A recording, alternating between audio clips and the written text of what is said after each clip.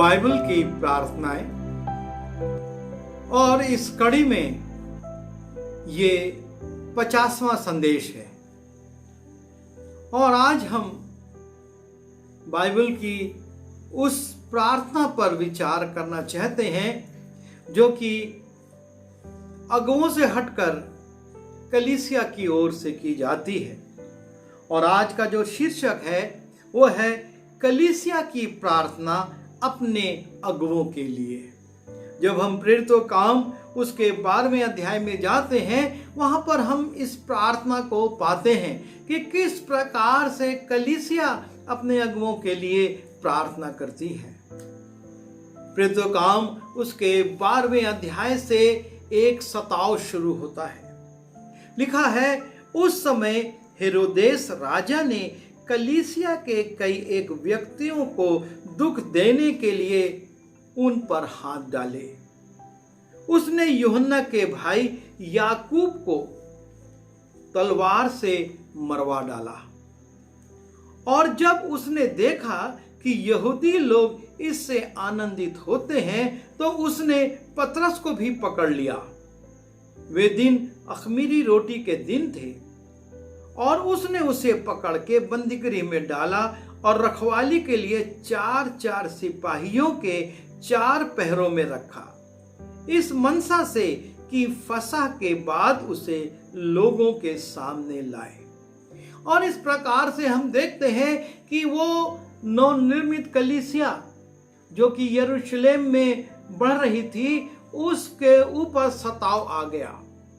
और जब उस समय के राजा या गवर्नर को कहें, हेरोदेस ने ये देखा कि जब कलीसिया के लोगों को सताया जाता है तो लोग प्रसन्न होते हैं, उसने यूहन्ना के भाई के गले को कटवा दिया। और उसके बाद जब उसने देखा कि इससे और भी लोगों में प्रसन्नता छा गई, लोग खुश हुए, विरोध नहीं हुआ, तो उसने पतरस को भी पकड़ लिया। और चूंकि वो अख़मीरी रोटी के दिन थे, फसह निकट था, तो उसने सोचा कि मैं फसह के बाद पतरस को दंडित करूंगा। और जब पतरस जेल में था, लिखा हुआ है 5वें पद से, सो बंदीगृह में पतरस की रखवाली हो रही थी, परंतु कलीसिया उसके लिए लौ लगाकर परमेश्वर से प्रार्थना कर रही थी।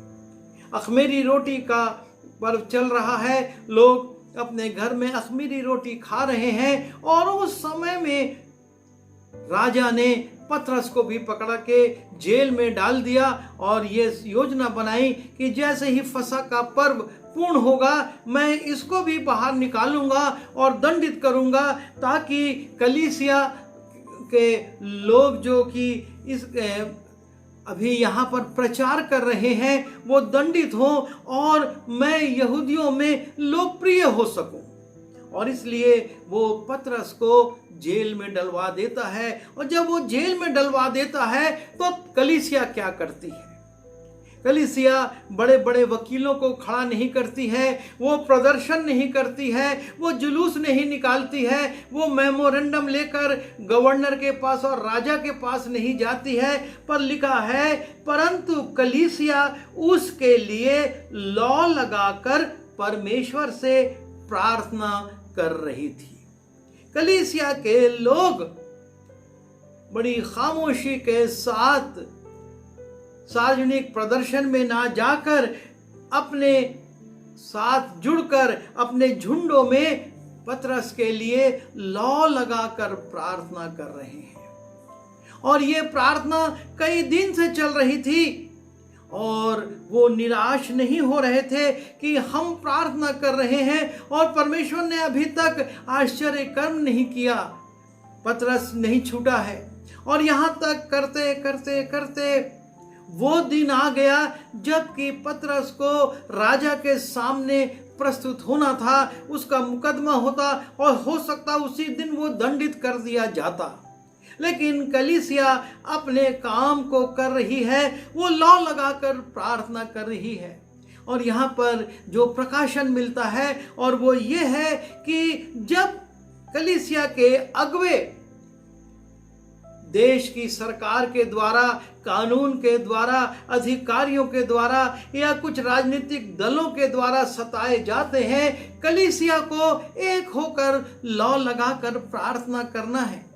हो सकता है ये प्रार्थना का काल लंबा खिंच जाए, ऐसा लगे कि सब कुछ समाप्त होने वाला है, क्योंकि लिखा है 6वें पद में, और जब हेरोदेस उनके सामने लाने को था, अर्थात 1-2 दिन करते करते करते उस समय आ गया कि अब हेरोदेस जनता के सामने पतरस को लाएगा और पतरस को दंडित करेगा। वो दिन आए, उसकी पूर्व रात्रि में परमेश्वर अपने काम को शुरू करता है। कलीसिया निराश नहीं है, वो अपना काम उस रात भी कर रही है। नेक्स्ट डे सुबह, दूसरे दिन पतरस को राजा के सामने और यरूशलेम वासियों के सामने खड़ा किया जाएगा। कलीसिया लौ लगाकर प्रार्थना कर रही है और लिखा है, जब हेरोदेस उनके सामने लाने को था तो उसी रात पतरस 2 जंजीरों से बंधा हुआ 2 सिपाहियों के बीच में सो रहा था। सुरक्षा देखिए, पतरस सिर्फ जंजीरों से ही नहीं बंधा है, लेकिन उसके अगल बगल भी 2 सिपाही सो रहे हैं कि जरा भी हलचल हो और वो जाग जाएं और पतरस को पकड़ लें। और ऐसी अवस्था में हम देखते हैं कि पहरुए द्वार पर हैं, बड़ी चौकसी से बंदीगृह बंद किया गया है और रखवाली की जा रही है। और तब 7वें पद से परमेश्वर का काम शुरू होता है। कलीसिया जो लौ लगाकर प्रार्थना कर रही है पतरस के लिए, परमेश्वर अब उसका प्रत्युत्तर दे रहा है।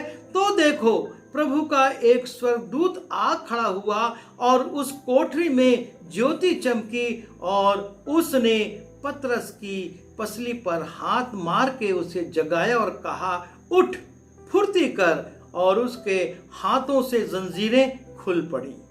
तब स्वर्गदूत ने उससे कहा, कमर बांध और अपने जूते पहन ले। उसने वैसा ही किया। फिर उसने उससे कहा, अपना वस्त्र पहनकर मेरे पीछे हो ले। वो निकलकर उसके पीछे हो लिया, परंतु वो न जानता था कि जो कुछ स्वर्गदूत कर रहा है वो सचमुच है, वरन समझ रहा था कि मैं दर्शन देख रहा हूं। तब वे पहले और दूसरे पहरे से निकलकर उस लोहे के फाटक पर पहुंचे जो नगर की ओर है। वो उनके लिए आप से आप खुल गया और वे निकलकर एक ही गली होकर गए। इतने में स्वर्गदूत से छोड़कर चला गया। तब पतरस ने सचेत होकर कहा, अब मैंने सच जान लिया कि प्रभु ने अपना स्वर्गदूत भेजकर मुझे हेरोदेस के हाथ से छुड़ा लिया और यहूदियों की सारी आशा तोड़ दी। और इस प्रकार से कलीसिया जो लौ लगाकर प्रार्थना कर रही थी, परमेश्वर उन प्रार्थनाओं को सुनकर पतरस के लिए अपने दूत को उस जेल में भेजता है जहां पर कि वो हथकड़ियों से और बेड़ियों से बंधा हुआ है, जकड़ा हुआ है।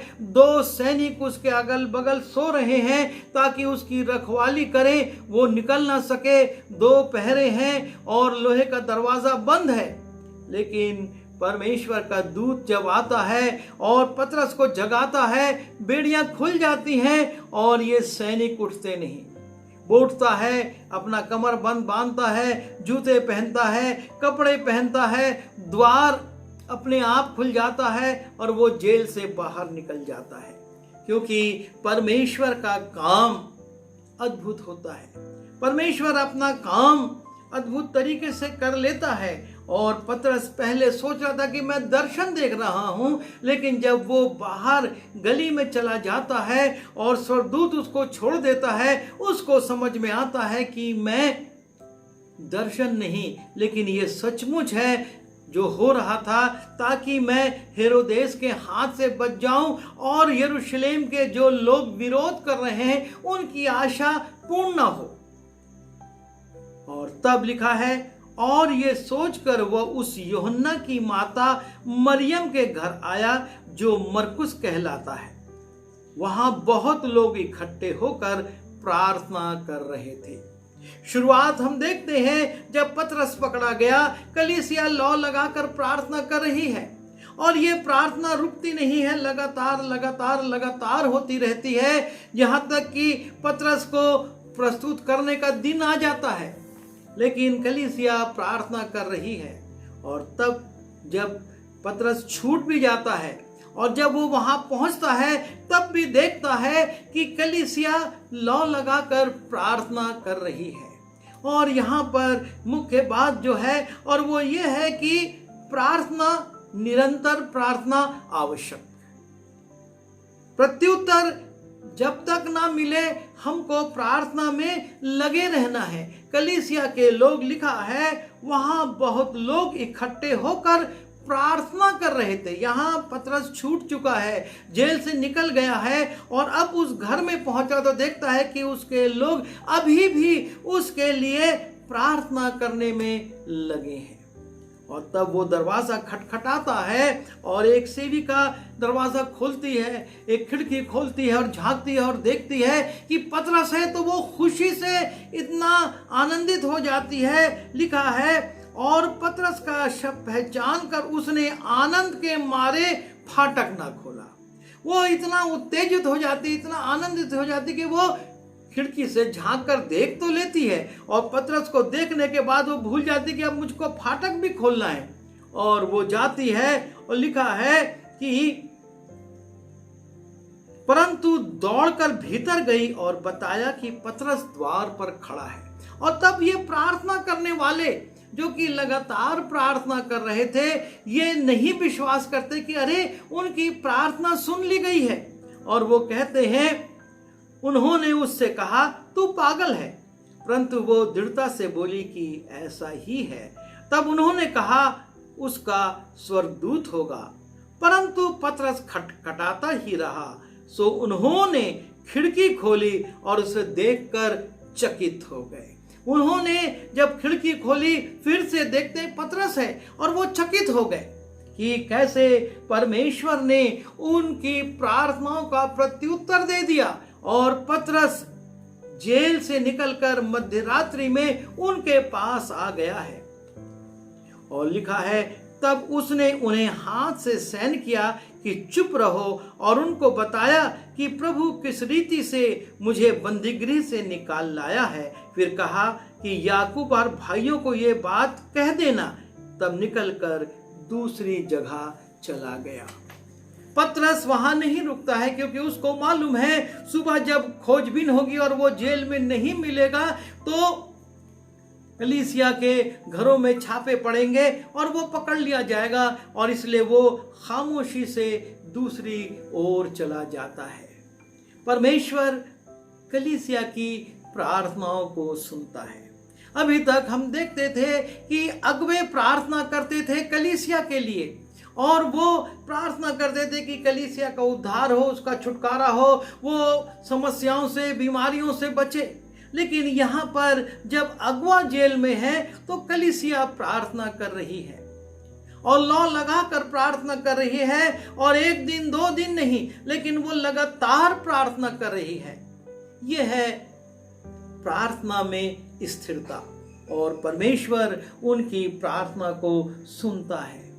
हम देखते हैं यीशु मसीह अपने चेलों के लिए प्रार्थना करते थे और एक समय आता है गतसमनी में यीशु मसीह अपने चेलों से कहते हैं, तुम मेरे साथ प्रार्थना करो, तुम मेरे लिए प्रार्थना करो। और तब हम देखते हैं कि चेले यीशु मसीह के लिए प्रार्थना करने में असफल हो जाते। इतनी नींद उनके ऊपर भारी थी कि वो यीशु मसीह के लिए प्रार्थना नहीं कर सके। और आज भी यही दशा है कि कलीसिया में जागरूकता नहीं है, वो प्रार्थना नहीं कर पा रही है। लेकिन ये स्थल हमको उत्तेजित करता है, हमको प्रेरित करता है कि हम देखें कैसे जब कलीसिया लौ लगाकर प्रार्थना करती है, परमेश्वर सुनकर अगुओं को छुटकारा दिलवाता है। कलीसिया को अपनी इस प्रार्थना की सामर्थ को समझना होगा और उसको काम में लाना होगा। यहाँ पे लिखा है वो लगातार प्रार्थना करते रहे। पतरस जेल से छूट गया और दरवाजे पर पहुंच गया, खटखटा रहा है, लेकिन वो प्रार्थना कर रहे हैं।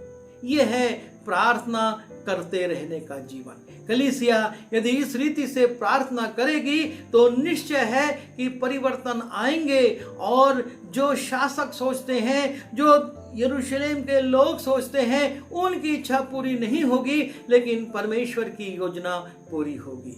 और इसलिए आवश्यक है कि हम प्रेरितों का काम उसके इस 12वें अध्याय का अध्ययन करते रहें और प्रार्थना में लगे रहें, ताकि जो लोग आज बंदीगृह में हैं, जो लोग सुसमाचार प्रचार के कारण प्रताड़ित हो रहे हैं, उनके छुटकारे हो सके, वो जेलों से छूट सके और सुसमाचार प्रचार का कार्य जैसे पतरस आगे बढ़कर करता रहा, वैसे ही वो अगुवे भी कर सकें। आइए दुआ करेंगे।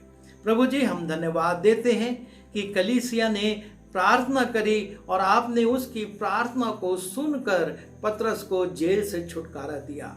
आपके इस बड़े प्रेम के लिए और आपके इस प्रत्युत्तर के लिए हम धन्यवाद देते हैं और विनती करते हैं वर्तमान में भी कलीसिया को ऐसा बोझ दे कि वो अपने अगुवों के लिए इस रीति से प्रार्थना करे और उनके छुटकारे के लिए निरंतर लौ लगाकर आपके सामने गिड़गिड़ाती रहे।